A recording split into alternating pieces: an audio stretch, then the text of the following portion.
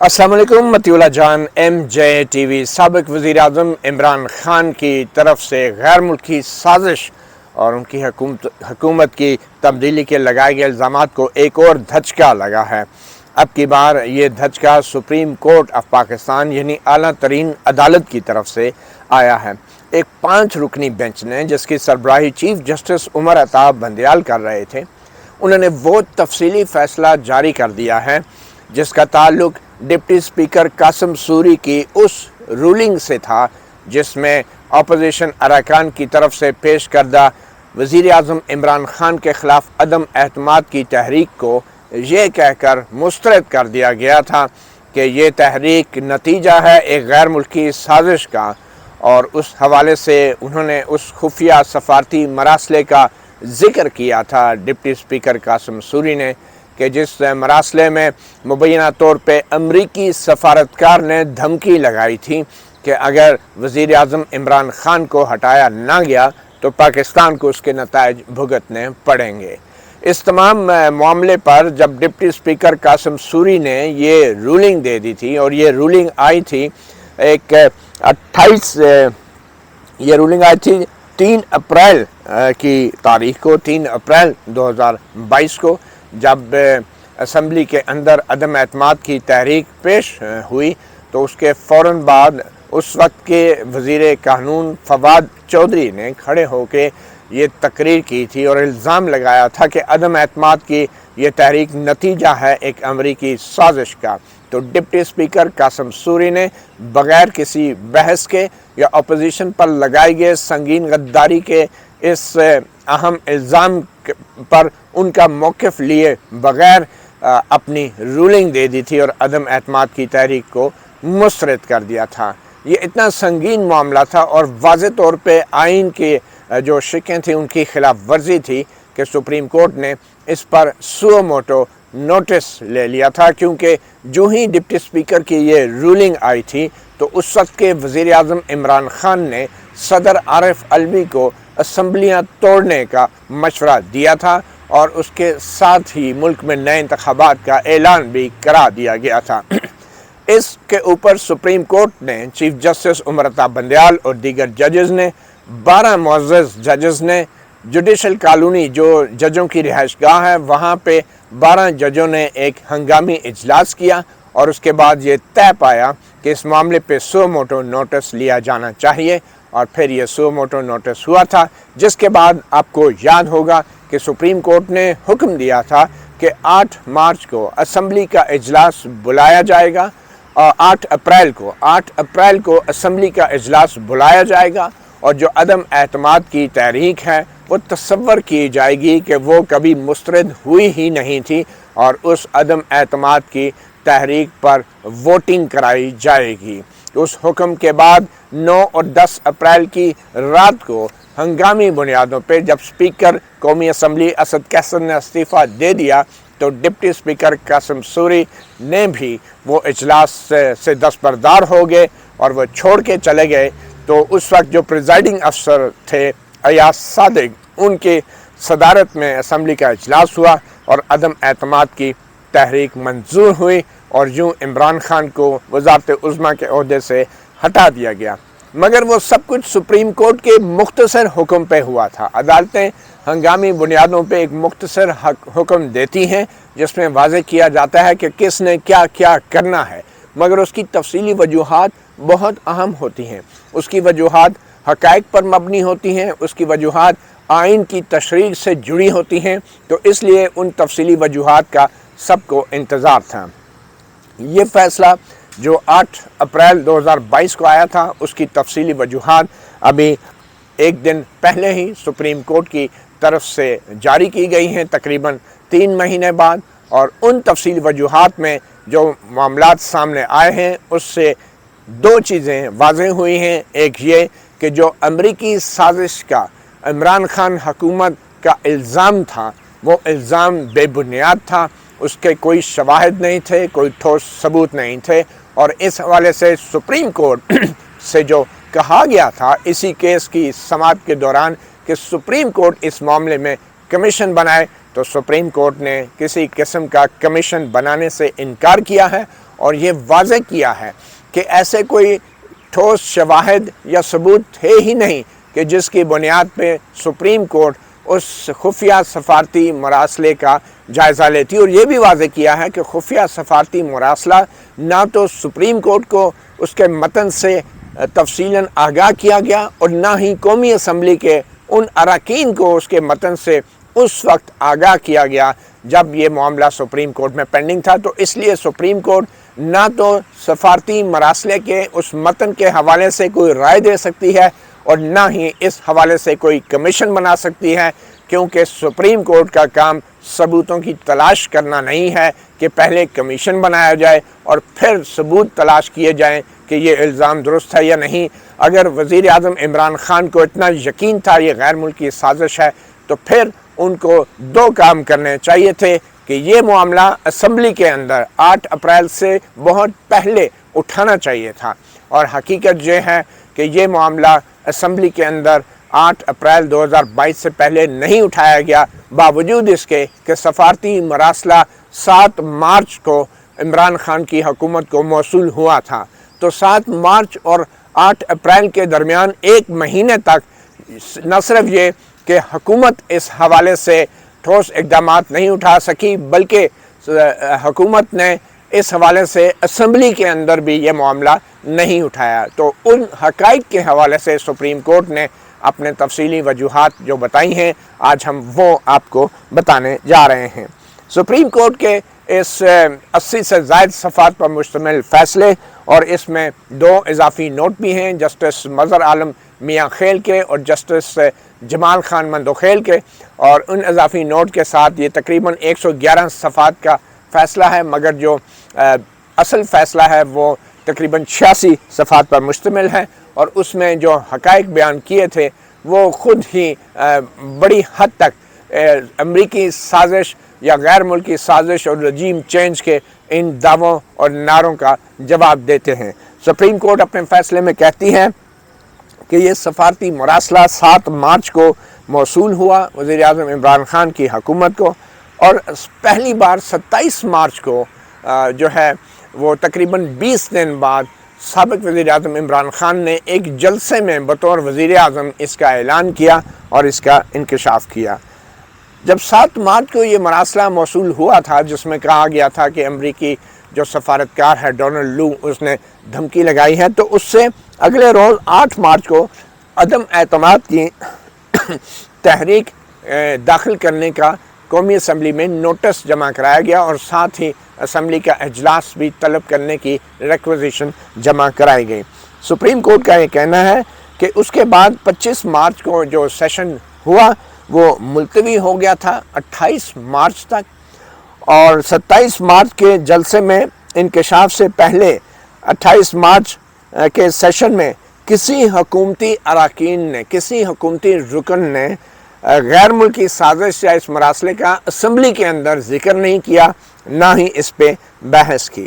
اور پھر جب یہ سیشن 31 مارچ پر گیا کہ عدم اعتماد کی تحریک پر بحث کی جائے، تو اس سیشن میں بھی 31 مارچ کے سیشن میں بھی حکومتی رکن اراکین یا ایون فواد چودھری جو سب وزیر قانون تھے ان کی طرف سے اس مراسلے کے اوپر کوئی بات نہیں کی گئی، کوئی سوال نہیں اٹھایا گیا، کوئی تقریر نہیں کی گئی، اور اس دن بھی کسی حکومتی رکن نے غیر ملکی سازش کا ذکر نہیں کیا۔ پھر 31 مارچ کو ہی 2 قومی سلامتی کے اجلاس ہوئے، ایک وزیر اعظم ہاؤس میں جو قومی سلامتی کی کمیٹی ہوتی ہے جس میں افواج پاکستان کے سربراہان اور کابینہ کے وزراء اور وزیر اعظم اس کی صدارت کرتے ہیں، وہ اجلاس ہوا، اور پھر اسی روز قومی اسمبلی کی قومی سلامتی کمیٹی کا بھی اجلاس ہوا، اور ان دونوں اجلاسوں میں بھی سپریم کورٹ کے اس فیصلے کے مطابق کوئی ٹھوس انداز میں اس بات کا انکشاف نہیں کیا گیا، نہ ہی یہ کہا گیا کہ کسی غیر ملکی سازش کا پتہ چلا ہے، اور صرف ایک رسمی مذمتی بیان جاری کیا گیا جس حوالے سے ایک پریس ریلیز بھی سامنے آئی۔ اور سپریم کورٹ کہتی ہے کہ کسی نیشنل سیکیورٹی کمیٹی کے اعلامیہ یا قومی سلامتی کمیٹی کا جو اجلاس ہے اس کے بعد کے بیانات میں کسی بیرونی سازش کا ذکر نہیں۔ مگر پھر اچانک 3 اپریل کو عدم اعتماد کے اوپر اس وقت کے وزیر قانون فواد چودھری نے ایک تقریر کر دی اور پھر فوری طور پہ اسمبلی اراکین کو سنے بغیر جن پہ سنگین غداری کے الزام لگائے گئے تھے ڈپٹی اسپیکر قاسم سوری نے ایک رولنگ پڑھ کے سنا دی، اور اس رولنگ کے چند لمحوں بعد وزیر اعظم Imran Khan T V screen پر پیش ہوتے ہیں اور اسمبلیاں توڑنے کے حوالے سے صدر کو دیے گئے مشورے کا اعلان کرتے ہیں، اور پھر صدر مملکت عارف علوی فوری طور پہ اسمبلیاں تحلیل کر دیتے ہیں۔ یہ وہ ہنگامی صورتحال تھی جس میں پھر 12 ججوں نے اپنی رہائشی کالونی میں ایک غیر رسمی اجلاس بلایا اور اس کے میں فیصلہ ہوا کہ اس پر سو موٹو لیا جائے۔ اب سپریم کورٹ نے جو 7 اپریل کو مختصر حکم جاری کیا تھا، اس حکم کے مطابق عدم اعتماد پر ووٹنگ ہونی تھی اور ڈپٹی اسپیکر کی جو رولنگ تھی اس کو کالعدم قرار دیا گیا تھا۔ سپریم کورٹ نے اپنے تفصیلی فیصلے میں یہ قرار دیا ہے کہ عوام کا اپنی سیاسی جماعتوں کے ذریعے حکمرانی کا بنیادی حق ہے، اور اس حوالے سے انہوں نے 1993 میں نواز شریف کی جو حکومت برطرف ہوئی تھی اور سپریم کورٹ نے وہ حکومت بحال کرتے ہوئے یہ قرار دیا تھا کہ سیاسی جماعتوں کا منتخب ہونے کے بعد حکومت میں رہنا ان کا بنیادی حق ہے۔ سپریم کورٹ نے اپنے تفصیلی فیصلے میں یہ بھی کہا ہے کہ خفیہ پیغام کا جو متن ہے وہ عدالت کو حکومتی وکیل نے نہیں دکھایا، مگر یہ متن کسی حد تک ڈپٹی اسپیکر کی رولنگ کی تفصیلی وجوہات میں اس کا ذکر کیا گیا، تفصیلی وجوہات میں، جو مختصر رولنگ دی گئی تھی اس میں نہیں۔ ایسا نہ کر کے وکیل نے اچھا کیا، یعنی عدالت کے سامنے وہ متن نہ رکھ کے وکیل نے اچھا ہی کیا ہوگا، کیونکہ ڈپٹی اسپیکر کی جو ابتدائی رولنگ میں خفیہ مراسلے کا متن شامل نہیں کیا گیا تھا، تو اس لیے وکیل نے بھی اس وقت عدالت کے سامنے وہ متن نہیں رکھا کہ پھر عدالت پوچھتی کہ اگر آپ یہ متن اب ہمیں بتا رہے ہیں تو ڈپٹی اسپیکر نے اس متن کا ذکر اپنی رولنگ میں کیوں نہیں کیا۔ تو اس لیے پی ٹی آئی کے وکیل ڈاکٹر بابر امان یا دوسرے بیرسٹر علی ظفر نے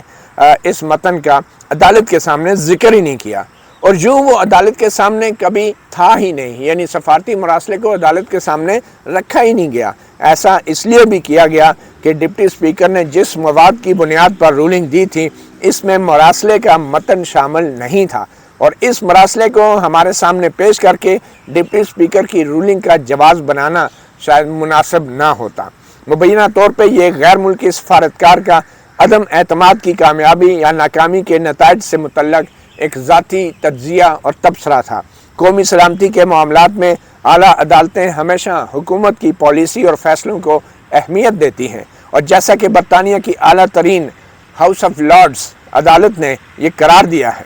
قومی سلامتی کے معاملات میں عدالت صرف محدود مداخلت کر سکتی ہے۔ عدم اعتماد کے معاملے پہ ڈپٹی اسپیکر کی رولنگ قومی سلامتی کو درپیش خطرات سے متعلق ٹھوس شواہد پر مبنی ہونی چاہیے تھی، اور ایسا نہ ہونے کے باعث عدالت کو پچھلی حکومت کے اقدام کو محض عدالتی طریقہ کار کی حد تک ہی دیکھنا تھا،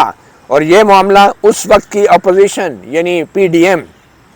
یہ معاملہ اس وقت کی اپوزیشن جماعتوں اور عام شہریوں کے بنیادی حقوق سے بھی جڑا تھا۔ گزشتہ حکومت نے قومی سلامتی کے معاملات میں عدالتی مداخلت کی مخالفت کی تھی، مگر یہ بنیادی اصول ہے کہ جب قومی سلامتی کو بنیاد بنا کے حکومت بظاہر غیر آئینی اقدامات اٹھاتی ہے تو اس حوالے سے عدالت میں ٹھوس شواہد پیش کرنا ہوتے ہیں، کیونکہ اس وقت عمران خان کی طرف سے جو وکیل پیش ہو رہے تھے پی ٹی آئی کی حکومت کی طرف سے، وہ کہہ رہے تھے کہ جی ڈپٹی اسپیکر نے جو رولنگ دی ہے یہ حکومت کے معلومات اور خفیہ دستاویزات سے جڑی ہیں، اس لیے سپریم کورٹ اس پہ سو موٹو کیسے لے سکتی ہے، یہ قومی سلامتی کا معاملہ ہے اور سپریم کورٹ اس میں مداخلت نہیں کر سکتی۔ جس پہ سپریم کورٹ نے کہا کہ جب قومی سلامتی کو بنیاد بنا کے حکومت بظاہر غیر آئینی اقدامات اٹھاتی ہے تو اس حوالے سے عدالت میں ٹھوس شواہد پیش کرنا ہوتے ہیں، مگر اس کیس میں حکومت کا قومی سلامتی کو درپیش غیر ملکی سازش کے دعوے کی بنیاد صرف ایک مراسلہ ہے جس کے مندرجات نہ تو اس عدالت کو دکھائے گئے اور نہ ہی قومی اسمبلی کے اراکین کو دکھائے گئے جن پر غیر ملکی سازش کا حصہ بننے کا الزام ہے، اور نہ ہی کوئی اور ثبوت پیش کیا گیا ہے جس میں عدالت کو یا اراکین اسمبلی کو اس سازش میں ملوث مخصوص اراکین اسمبلی کے نام بتائے جاتے، یعنی یہ بتایا جاتے کہ یہ جو ایم این اے ہے یہ اس غیر ملکی سازش میں ملوث ہے، وہ نام تک نہیں لیے گئے، سب کو کہہ دیا کہ جو عدم اعتماد میں ہیں سب یعنی کہ وہ غداری کے مرتکب ہیں اور غیر ملکی سازش کا حصہ ہیں۔ اچھا، ڈپٹی اسپیکر کی تفصیلی رولنگ میں بھی غیر ملکی سازش کے حوالے سے ابہام پایا جاتا ہے، بلکہ کہا گیا کہ یہ معاملہ تحقیقات کا متقاضی ہے۔ یعنی ڈپٹی اسپیکر نے جب بعد میں قاسم سوری نے تفصیلی جو وجوہات بیان کی اس میں کہا گیا، اور آخر میں انہوں نے کہہ دیا جی اس کے اوپر باقاعدہ پروب اور انکوائری ہونی چاہیے۔ تفصیلی وجوہات کا رولنگز میں نہ ہونے سے واضح ہے کہ تمام رولنگ نامکمل مواد یا ناکافی مواد پر مبنی تھی، اور شاید اسی لیے ڈپٹی اسپیکر قاسم سوری نے اس پر مزید تحقیقات کے لیے تفصیلی وجوہات میں کہا۔ 7 مارچ کو مراسلہ ملنے کے بعد سے نہ تو حکومت نے اس کی تحقیقات کی، یعنی عمران خان حکومت نے، اور نہ ہی اسمبلی میں اس پر کبھی بحث کی گئی۔ دوران سیشن جو کہ 28 مارچ اور 31 مارچ کو جو سیشن ہوئے تھے اس میں بھی کبھی عمران خان کی حکمران جماعت نے کبھی اسمبلی میں معاملہ اٹھایا ہی نہیں تھا۔ 2 اپریل کو حکومت نے کابینہ کے ذریعے ایک انکوائری کمیشن بھی بنایا جس نے غیر ملکی سازش میں انکوائری کرنا تھی۔ اس سے ظاہر ہوتا ہے کہ غیر ملکی سازش کے حوالے سے مواد غیر حتمی اور ناکافی تھا۔ یہ وہ کمیشن تھا جس کے سربراہ ایک ریٹائرڈ جرنیل کو لگایا گیا تھا، اور بعد میں ریٹائرڈ جرنیل انکاری ہو گئے تھے کہ میں اس کمیشن کا سربراہ ہی نہیں بنتا۔ اس سے ظاہر ہوتا ہے کہ غیر ملکی سازش کے حوالے سے مواد غیر حتمی اور ناکافی تھا۔ اگر ناکافی نہ ہوتا تو پھر کمیشن حکومت کیوں بناتی تحقیقات کے لیے، جس کی بنیاد پر ڈپٹی اسپیکر نے عدم اعتماد کی تحریک مسترد کی تھی۔ یعنی ناکافی اور نامکمل مواد کی بنیاد پہ ڈپٹی اسپیکر نے وہ عدم اعتماد کی تحریک کو مسترد کر دیا۔ اس لیے ناکافی مواد کی بنیاد پہ یہ عدالت غیر ملکی سازش کے الزام سے متعلق میرٹ پر کوئی رائے نہیں دے سکتی۔ عدالت یہ نہیں کہہ رہی کہ وہ سازش ہوئی تھی یا نہیں ہوئی تھی، میرٹ پہ کوئی رائے نہیں دے رہی۔ عدالت صرف یہ کہہ رہی ہے کہ آئینی اور قانونی طور پہ ڈپٹی اسپیکر جو ہے وہ عدم اعتماد کی تحریک کو اتنا سنگین الزام لگا کے اراکین اسمبلی پہ بغیر کسی کا نام لیے وہ مسترد نہیں کر سکتا تھا۔ یہ آئینی اور قانونی طور پہ وہ کر نہیں سکتا تھا۔ اب وہ الزام کتنا درست تھا اس حوالے سے کوئی شواہد عدالت کے سامنے بھی نہیں رکھے گئے، تو اس لیے عدالت اس کے میرٹ پہ کوئی رائے نہیں دیتی کہ وہ غیر ملکی سازش کا الزام سچا تھا یا جھوٹا تھا، مگر عدالت صرف یہ کہتی ہے کہ آئینی طور پہ ڈپٹی اسپیکر ایسا سنگین الزام لگا ہی نہیں سکتا تھا جب تک مواد نہ ہو، شواہد نہ ہو، ٹھوس ثبوت نہ ہو۔ واحد ایک رائے اور خدشے کا اظہار کیا گیا تھا مراسلے میں، جس کا اظہار سفارتی مراسلے میں کیا گیا، جس مراسلے میں کسی رکن اسمبلی کا نام بھی نہیں لیا گیا، چونکہ غیر ملکی سازش کے الزام سے متعلق کوئی ٹھوس قابل اعتماد اور اس سے جڑی ثبوت پیش نہیں کیے گئے جس کی مدد سے ملک سے وفاداری کے متعلق آئین کی شق 5 کی خلاف ورزی ثابت ہوتی ہو، اور جس سے عدم اعتماد تحریک لانے والے اراکین اسمبلی اور غیر ملک کے درمیان تعلق جڑتا ہو، تو عدالت آئین کی شق 95 جو کہ عدم اعتماد کے حق سے متعلق ہے، طریقہ کار کے متعلق ہے، اس آئین کی شق 95 کے خلاف ورزی پر پارلیمانی استثناء کی دلیل قبول نہیں کر سکتی۔ یعنی عمران خان کی حکومت کے وکیل کہہ رہے تھے کہ پارلیمنٹ کو استثناء ہے، پارلیمنٹ کی کارروائی ہے، اس میں سپریم کورٹ کیسے مداخلت کر سکتی ہے، تو اس پہ سپریم کورٹ نے کہا کہ شق 95 کو جو ہے وہ پارلیمانی استثناء جو ہے وہ نہیں ہے، کیونکہ وہ آئینی تقاضا ہے، اس شق 95 کا آئینی تقاضا ہے کہ اس پہ بحث ہو، اس پہ ووٹنگ ہو، تو اس لیے جہاں پہ آئین کی خلاف ورزی ہوگی وہاں پہ پارلیمنٹ کو کوئی استثناء حاصل نہیں ہے عدالتی مداخلت سے، تو اس لیے سپریم کورٹ نے مداخلت کی۔ سپریم کورٹ اپنے تفصیلی فیصلے میں یہ بھی کہتی ہے کہ آئین کی عدم اعتماد کی شق 95 کے تحت اسپیکر کے پاس عدم اعتماد پر بحث کے لیے 7 دن بہت ہیں، مگر ڈپٹی اسپیکر نے سفارتی مراسلے پر اراکین اسمبلی میں بحث بھی نہیں کروائی اور محض ایک وزیر قانون کو تقریر کا موقع دے کر رولنگ دے دی، جس میں ملک سے وفاداری کے متعلق فیصلہ بھی سنا دیا جو اسپیکر کے دائرہ کار میں نہیں آتا۔ یعنی اسپیکر یہ فیصلہ نہیں کر سکتا کہ کون ملک سے وفادار ہے یا نہیں ہے، کون غدار ہے اور کون محب وطن ہے، یہ اسپیکر اپنی رولنگ کے ذریعے طے نہیں کر سکتا۔ یہ آرٹیکل 5 کا اس سے تعلق ہے جو ملک سے وفاداری کے حوالے سے ہے، اور آرٹیکل 5 کی تشریح جو ہے وہ عدالتوں میں ہوتی ہے، یا تو ٹرائل کورٹ کے ذریعے عدالتوں میں ثبوت پیش کر کے، اور جب یہ ثابت ہو جائے کوئی غدار ہے تو پھر آرٹیکل 5 جو ہے اس میں انووک کیا جا سکتا ہے، مگر اسپیکر بغیر ثبوتوں کے اور بغیر کسی ممبر کے ٹرائل کے یہ قرار نہیں دے سکتا کہ یہ عدم اعتماد کی تحریک جو ہے یہ غیر ملکی سازش کا اور ملک سے غداری کا نتیجہ ہے۔ سپریم کورٹ کہتی ہے کہ محض ایک وزیر قانون کو تقریر کا موقع دے کر رولنگ دے دی جس میں ملک سے وفاداری متعلق بھی فیصلہ سنا دیا جو اسپیکر کے دائرہ کار میں نہیں آتا، یوں اراکین اسمبلی کو سنے بغیر انہیں سزا سنا دی گئی۔ They were condemned unheard۔ ان اراکین اسمبلی پر وزیر قانون کے ملک سے وفادار نہ ہونے کے سنگین الزامات لگائے گئے تھے۔ پاناما فیصلے کا بھی یہاں پہ حوالہ دیا، جسٹس اعجاز الحسن کی ایک ججمنٹ تھی اور اس میں انہوں نے کہا تھا کہ جب کوئی ثبوت ایڈمیٹڈ فیکٹس ہوں تو پھر عدالتیں جو ہیں وہ ایڈمیٹڈ فیکٹس اور سالڈ ایویڈنس کی بیس پہ کسی کو سزا سناتی ہیں۔ تو یہاں پہ تو اسپیکر نے نہ تو کوئی ایڈمیٹڈ فیکٹس تھے اور نہ کوئی ثبوت تھے اور سزا سنا دی۔ تو سپریم کورٹ اپنے فیصلے میں یہ کہنا چاہ رہی ہے اور پاناما کیس کا حوالہ دیا ایک قسم کا، اس کو بھی پاناما کیس کو بھی اب جو ہے وہ بنیاد بنا کے تو اس فیصلے کو بنیاد بنا کے اس شخص کے ان پارٹیز کے سیاستدانوں کے حق میں فیصلہ دیا جا رہا ہے جو فیصلہ تاریخ میں بہت متنازع فیصلہ ہے اور وہ ہے پاناما ٹرائل، مگر اس کو بھی یہاں پہ ایک قسم کا سینیٹائز کیا گیا۔ سپریم کورٹ نے اپنے فیصلے میں لکھا کہ سپریم کورٹ سے قومی سلامتی کو درپیش خطرے متعلق سو موٹو نوٹس لینے کی استدعا کی بھی کوئی مثال نہیں ملتی۔ یعنی سپریم کورٹ سے جو عمران خان جلسوں میں کہہ رہے تھے کہ سپریم کورٹ سو موٹوس لے اور اس پہ کمیشن بنا دے یہ غیر ملکی سازش کے اوپر رجیم چینج جو ہوئی ہے، تو اس کے بارے میں سپریم کورٹ نے اپنے تفصیلی فیصلے میں لکھا ہے کہ سپریم کورٹ سے قومی سلامتی کو درپیش خطرے سے متعلق سو موٹو نوٹس لینے کی استدعا کی بھی کوئی نظیر نہیں ہے، کوئی مثال نہیں ہے۔ سپریم کورٹ کی انکوائری سے پہلے تھوڑا بہت ثبوت ہونا ضروری ہے اور عدالت کا یہ کام نہیں کہ سو موٹو لے کر وہ یہ معلوم کرنے لگے کہ کسی معاملے میں کچھ ثبوت ہے یا نہیں۔ میمو گیٹ کمیشن کے حوالے سے سپریم کورٹ نے اس فیصلے میں وضاحت کی ہے کہ میمو گیٹ کمیشن بھی عدالت نے تب بنایا تھا جب اداروں کی طرف سے ایک خفیہ میمو کے وجود کو تسلیم کیا گیا تھا۔ یعنی اداروں کی طرف سے ویسے تو میمو گیٹ کا بھی جو سو موٹو تھا وہ بھی عدالت کو نہیں لینا چاہیے تھا، وہ بھی قومی سلامتی کا معاملہ تھا، مگر یہاں پہ اس کا بھی حوالہ دیا گیا کہ وہ تب بنایا تھا کہ جب اداروں نے کہا تھا کہ ہاں میمو گیٹ کا میمو تو موجود ہے اور وہ ادارے ہمارے سیکیورٹی کے ادارے تھے، عامی اسٹیبلشمنٹ تھی، اور یہ وہ میمو گیٹ کمیشن تھا جس میں نواز شریف صاحب پہ الزام ہے کہ وہ کالی واسکٹ پہن کے جو عدالت میں پیش ہو گئے تھے اور جو بعد میں نواز شریف صاحب نے کہا کہ وہ ایک غلطی تھی۔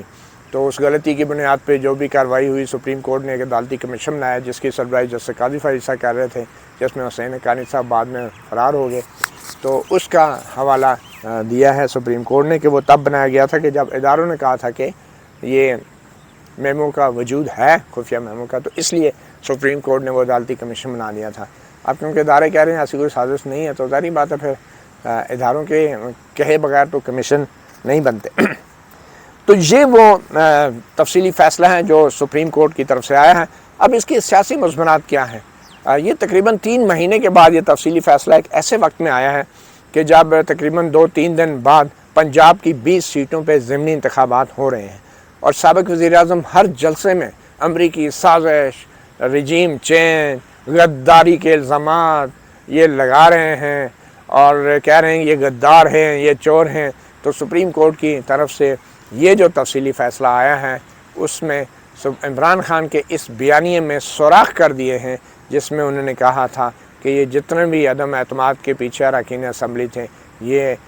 غیر ملکی سازش کا حصہ تھے، اور سپریم کورٹ نے ایک طرح کا آئینہ دکھایا ہے سابق وزیر اعظم عمران خان کو کہ اگر کوئی ثبوت تھے تو وہ ثبوت حکومت میں رہتے ہوئے سامنے آنے چاہیے تھے، اور پھر 7 مارچ مراسلے کے وصول ہونے کی تاریخ سے لے کے 8 اپریل تک عمران خان کی حکومت نے، یعنی کہ 3 اپریل تک جب یہ تاریخ مسترد ہوئی، عمران خان کی حکومت نے نہ تو جس کو کہتے ہیں کہ